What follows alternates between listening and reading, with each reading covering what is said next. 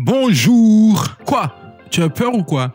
Je m'appelle Nzé. Je suis là pour te raconter mon aventure avec ma prof lorsque j'étais encore étudiant en littérature française dans une université privée au Gabon. Je me rappelle toujours la première fois où j'ai posé les yeux sur elle, au milieu d'une salle de réunion remplie de monde. Elle avait la peau pâle, les joues roses, de grands yeux verts comme ceux d'un chat. Elle avait l'air à la fois amusée et embarrassée, comme si elle était arrivée là par accident.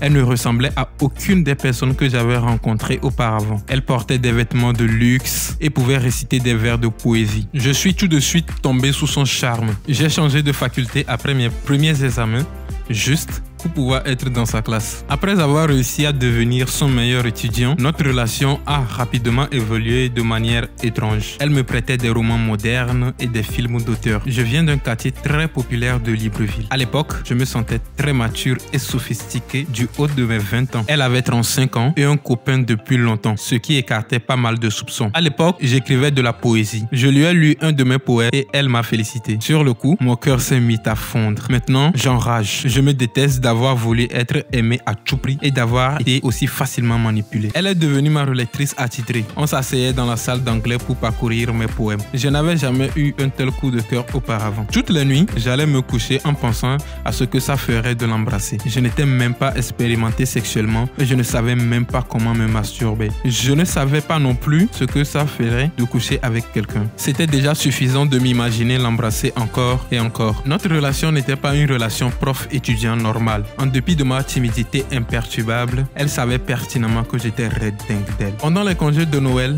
après mon premier trimestre à l'université, elle m'a appelé et m'a demandé si je pouvais la rencontrer dans un bar.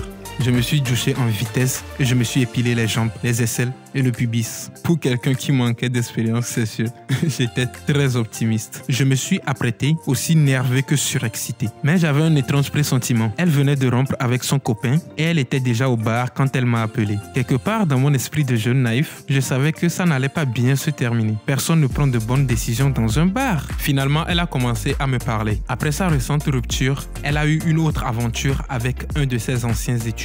C'était un garçon dont elle avait été la tutrice, alors qu'il n'avait que 17 ou 18 ans. Après sa confidence, je l'ai embrassé. En ce moment-là, j'étais ivre aussi. Et même si j'attendais ce moment depuis longtemps, j'étais encore suffisamment conscient pour réaliser à quel point c'était gênant d'embrasser sa prof dans un bar mal éclairé. Après quelques minutes de plus passées ensemble, nous avons pris un taxi pour aller chez elle.